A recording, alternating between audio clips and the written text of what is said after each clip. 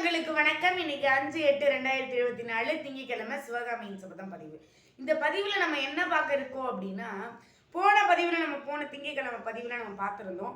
என்ன அப்படின்னா, ஏதோ ஒரு ஆளுக்காண்டி முத்து மாலையை அவருடைய சுருக்கு பையிலேருந்து எடுக்கிறாரு.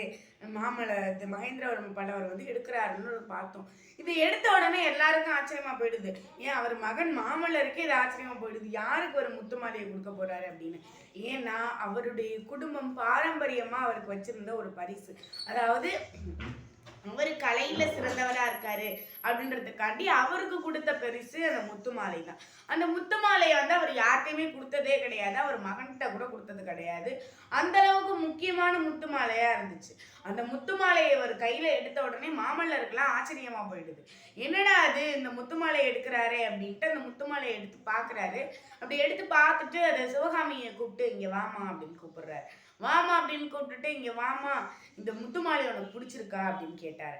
உடனே சிவகாமி சொல்றா, நீங்க எது கொடுத்தாலும் அண்ணா, நீங்க கலை ரசிகர், கலை மாமணி, நீங்க எது கொடுத்தாலும் எனக்கு ரொம்ப சந்தோஷமா தான் இருக்கும் அப்படின்னு சிவகாமியும் சொல்ல, உடனே நீ குறும்புக்கார பொண்ணுதாம்மா, பேச்சாலேயே உலகத்தையே நீ சாதிச்சிடுவ, அதெல்லாம் இருக்கட்டும், உனக்கு இந்த முத்து மாலை பிடிச்சிருக்கா இல்லையா, உண்மையை சொல்லு அப்படின்னு சொல்றாரு. உடனே இதை கேட்ட சிவகாமி, ரொம்ப பிடிச்சிருக்குங்க ஐயா அப்படின்னு சொன்னோடனே, இந்தா இது உனக்காக தான், இது என்னுடைய ஆசான் எனக்கு கலையில நான் சிறந்தவனா இருக்கிறதுக்காண்டி எனக்கு கொடுத்த பரிசு. நான் எவ்வளவு பெரிய கலை ரசிகர்ன்றது உனக்கு தெரியும். எல்லாத்தோடையும் கலை மேல நான் தான் ஆர்வம் கொண்டவன்றதும் உனக்கு தெரியும்.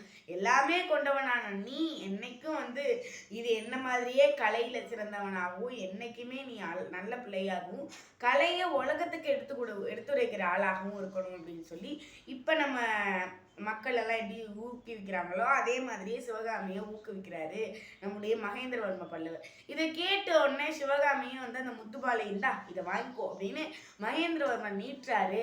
அப்போ சிவகாமி இந்த முத்துமாலையை வாங்க போறப்ப அவ கை நழுவி அந்த முத்துமாலை கீழே விழுந்துருது.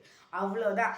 எவ்வளோ பெரிய ஒரு நல்ல விஷயம் நடந்தாலும் ஒரு சின்ன விஷயம் அபசகுணமா, அதை அப்படியே சொல்லக்கூடாது, சில பேர் அப்படிதான் நினைக்கிறாங்க, அபசகுணமா நடந்துட்டா அந்த விஷயமே ரொம்ப கெட்ட விஷயம் அப்படின்னு நினைக்கிறாங்க. அந்த மாதிரி ஒரு நேரத்துல தான் சிவகாமியும் இருந்தா. அந்த நேரத்துல என்ன பண்றதுன்னே தெரியல. ஆயனார்ல திடுக்குன்னு ஆயிடுறாரு. எல்லாரும் ஒரு மாதிரியா பார்க்க ஆரம்பிக்கிறாங்க. இந்த பொண்ணுக்கு நல்ல நேரமே இல்லை அப்படின்னு சொல்ற அளவுக்கு ஆகி போயிடுது. அடுத்து சிவகாமி என்ன பண்ண போறா, இதை மகேந்திரவர்ம பல்லவர் எப்படி எடுத்திருப்பாரு, மாமல்லருக்கு என்ன ரியாக்ட் பண்ணுவாரு, என்ன செய்வாரு அப்படின்றதெல்லாம் அடுத்த திங்கட்கிழமை பதிவுல பாக்குறதுக்கு காத்திருங்கள். உங்களிடம் விடைபெறுவது நான் உங்கள் சந்திரவீரா. சூராட்சி ஒன்றை நன்றி. இப்படி சவாய்ப்பட்டியில் நான் 8ஆம் வகுப்பு பயின்றுடுவேன். உங்கள் சிந்தனையில் நான். நன்றி, வணக்கம்.